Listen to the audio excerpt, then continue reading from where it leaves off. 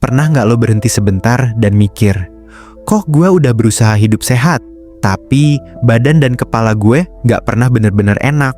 Udah pilih makanan yang lebih baik, udah lebih mindful soal gerak dan kebiasaan sehari-hari, tapi capeknya tuh kayak numpuk, fokus gampang buyar, dan progres rasanya muter di tempat.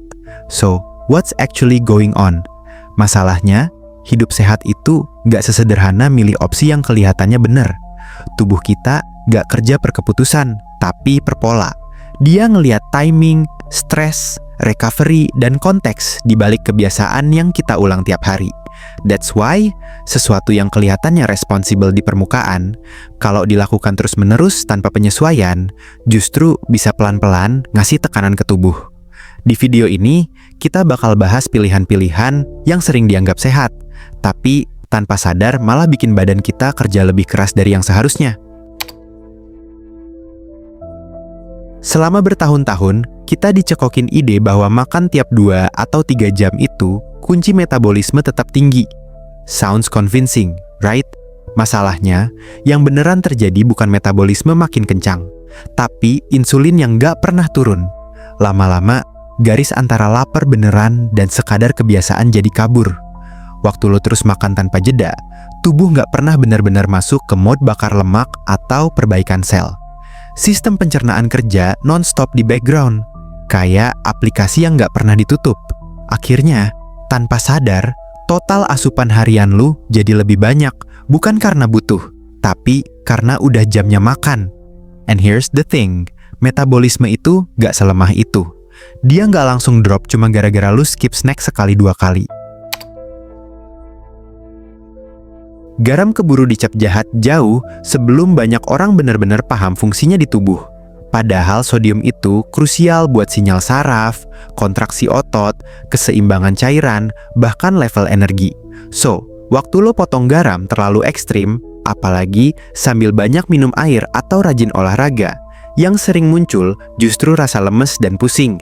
Masalahnya, gejala-gejala ini sering salah dibaca sebagai kurang minum atau gula darah turun. Well, itu bukan selalu kasusnya. Isunya bukan garam itu sendiri. Masakan rumahan justru butuh garam buat keseimbangan. Konsumsi garam baru jadi problem kalau mayoritas asupan lo datang dari makanan ultra proses yang memang udah kebanyakan sodium dari sananya. Semua orang udah sepakat kalau soda itu buruk. Debatnya bahkan udah selesai. So, jus buah terasa kayak pilihan yang boleh. Ada gambar buah di kemasannya, kedengerannya alami. Lu minum pas sarapan, ambil waktu pengen yang dingin, atau masukin aja ke hari lo tanpa mikir panjang. Masalahnya, secara metabolik, jus itu kerjanya jauh lebih mirip soda daripada yang kita bayangin. Seratnya hilang, gulanya masuk cepat, kalori cair juga nggak ngasih sinyal kenyang kayak makanan padat, jadi gampang banget minum lebih banyak dari yang sebenarnya sanggup lo makan. Buah utuh memperlambat pencernaan dan ngasih makan bakteri baik di usus, sementara jus langsung ngelewatin proses itu. And the truth is, tubuh nggak peduli gulanya datang dari kebun atau dari pabrik. Masih satu keluarga dengan yang tadi, makanan low fat dan fat free sering terasa seperti pilihan paling bertanggung jawab saat kita pengen makan lebih sehat. Sounds right, tapi sayangnya enggak begitu. Waktu lemah dihilangkan selalu ada yang menggantikannya. Dan biasanya, penggantinya itu gula, pati, atau bahan pengental kimia. Lemak berfungsi memperlambat pencernaan dan bikin rasa kenyang lebih tahan lama.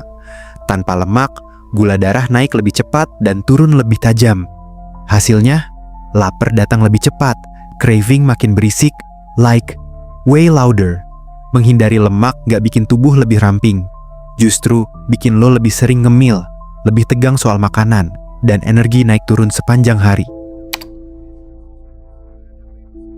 Iya, serat itu penting, tapi penting bukan berarti tanpa batas. Terlalu banyak serat justru bisa bikin perut makin kembung, ganggu penyerapan mineral, dan memperlambat pencernaan. Terutama buat orang yang sistem cernanya lebih sensitif. Banyak masalah usus muncul bukan karena kurang serat, tapi karena serat ditumpuk di atas sistem pencernaan yang udah kelelahan. So, Gak perlu over. Serat paling efektif kalau sejalan sama kecepatan cerna, kondisi hidrasi, dan kualitas makanan secara keseluruhan. Nganggap serat sebagai solusi universal malah sering berujung ke rasa nggak nyaman, bukan sehat. Kata natural sering jadi jalan pintas buat nganggap sesuatu itu aman dan lembut. Padahal, biologi nggak kerja kayak gitu. Suplemen masuk ke jalur metabolisme yang sama dengan obat. Hati tetap harus memproses vitamin, herbal, dan ekstrak. Mau labelnya bilang apapun. Waktu suplemen ditumpuk tanpa pikir panjang, beban metabolik ikut naik. Begitu juga risiko penumpukan dan interaksi. Vitamin larut lemak bisa terakumulasi seiring waktu.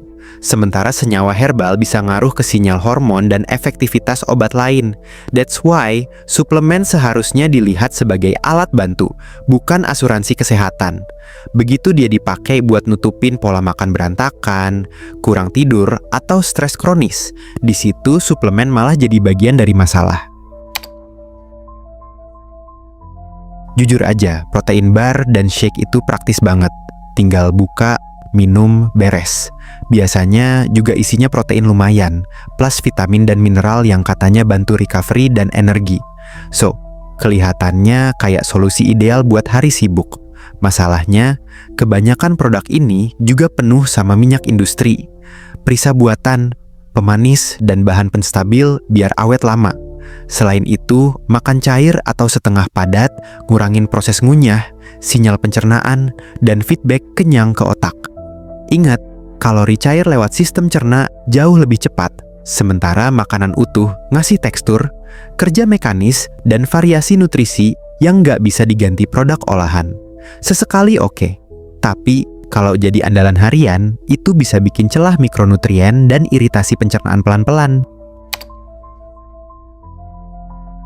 Waktu tujuan utamanya turun berat badan, kardio hampir selalu jadi andalan. Logikanya simple, kardio bakar kalori. Technically itu benar. Tapi yang sering kelewat, kardio berlebihan juga ningkatin hormon stres. Apalagi kalau dilakukan lama dan hampir tiap hari. Sesi panjang yang diulang terus bisa bikin nafsu makan naik, massa otot turun, dan metabolisme istirahat melambat. Tubuh itu adaptif. Dia belajar jadi lebih efisien, bukan terus-terusan bakar kalori tanpa batas. That's why, menjaga otot dan kapasitas recovery jauh lebih berpengaruh ke kesehatan metabolik jangka panjang dibanding sekadar jumlah kalori yang kebakar. Kardio tetap penting, tapi kalau dijadiin satu-satunya senjata, hasilnya sering makin berat tapi progresnya makin kecil. Saran soal hidrasi sering lupa ngomongin soal keseimbangan. Kita semua familiar sama aturan 8 gelas sehari, yang sering diperlakukan kayak kewajiban minimum, bukan sekadar panduan umum. Akhirnya, banyak orang nyeruput air seharian cuma biar angka itu tercapai, bahkan saat tubuh sebenarnya nggak haus. Masalahnya, minum air dalam jumlah besar tanpa ngelihat asupan makanan, aktivitas, atau elektrolit bisa ngencerin kadar sodium di tubuh. Efeknya pelan-pelan muncul, badan lemes, sakit kepala, pusing, susah fokus. So, hidrasi paling optimal itu ketika dia ngikutin sinyal tubuh, bukan aturan kaku.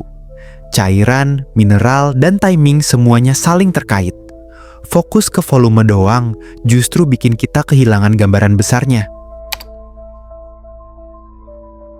Ini mungkin agak pahit buat ditelan, especially buat yang ngerasa dirinya health conscious. Label plant-based diet itu nggak otomatis berarti sehat. Faktanya, label ini sama mudahnya nempel ke makanan ultra proses seperti ke makanan utuh. Banyak produk alternatif dipenuhi minyak olahan, pati, dan berbagai aditif. Kalau makanan kayak gini jadi menu harian, kepadatan nutrisinya pelan-pelan turun. Gua sendiri pernah ada di fase itu, ngandelin produk yang kelihatannya sehat di luar, tapi nyatanya nggak bikin kenyang atau bertenaga. Makanan kayak gini dicerna cepat, lapar balik lebih awal, dan energi jadi nggak stabil seharian. Kualitas protein sering ikut turun, sementara mikronutrien kayak zat besi, B12, dan omega 3 jadi lebih susah tercukupi tanpa perencanaan sadar. In the long run, pola makan ini cenderung bikin gak puas dan susah dipertahanin. Guess what? Tubuh lo sebenarnya udah punya sistem detox bawaan, hati dan ginjal. Organ-organ ini kerja nonstop, nyaring darah, ngolah limbah, dan mecah zat-zat supaya bisa dikeluarin dengan aman. Proses ini gak tiba-tiba nyala pas lo mulai cleanse, dan gak berhenti juga pas programnya selesai. Kebanyakan detox cuma ngasih ilusi penurunan berat badan jangka pendek, yang sebenarnya berasal dari hilangnya air dan glikogen. Timbangan memang turun, but sistem dasar yang bertanggung jawab buat detoksifikasi tetap jalan seperti biasa. Realitanya, nutrisi yang cukup, hidrasi seimbang, dan tidur yang baik jauh lebih efektif bantu jalur detoks tubuh dibanding intervensi singkat apapun. Rasa takut akan kerusakan kulit bikin banyak orang memilih menjauh total dari matahari. Kalau lo termasuk salah satunya, ini kebiasaan yang perlu dipikirin ulang. Paparan sinar matahari punya peran besar buat produksi vitamin D, fungsi imun, pola energi harian, sampai mood. Saat paparan ini terlalu minim dalam waktu lama, gejala defisiensi mulai muncul pelan-pelan. Selain itu, terlalu lama di dalam ruangan dengan cahaya buatan bikin tubuh kehilangan penanda waktu alaminya. Jam tidur jadi geser, pagi terasa berat, dan malam gak pernah benar-benar bikin pulih. That's why paparan matahari dalam jumlah wajar sebenarnya ngasih sinyal penting buat nyelarasin sistem-sistem ini. Menghilangkannya sama sekali justru menciptakan ketidakseimbangan yang gak bisa sepenuhnya diperbaiki cuma dengan suplemen. Look at the end of the day, kebanyakan kesalahan soal kesehatan bukan datang dari keputusan sembrono. Mereka muncul karena kita ngikutin aturan tanpa pernah nanya, ini masuk akal nggak buat tubuh gue, hidup gue, dan sistem saraf gue? Kesehatan yang nyata itu fleksibel. Dia ngasih ruang buat konteks dan kemanusiaan.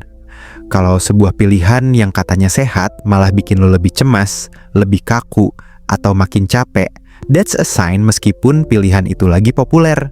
Kalau video ini bikin lo mikir ulang soal kebiasaan sehat yang selama ini lo jalanin, take a moment buat like video ini, tulis pendapat lo di kolom komentar, dan subscribe buat konten-konten yang lebih grounded kayak gini. Aktifin juga notifikasi biar gak ketinggalan upload berikutnya. Sampai ketemu lagi di pembahasan berikutnya. Thanks.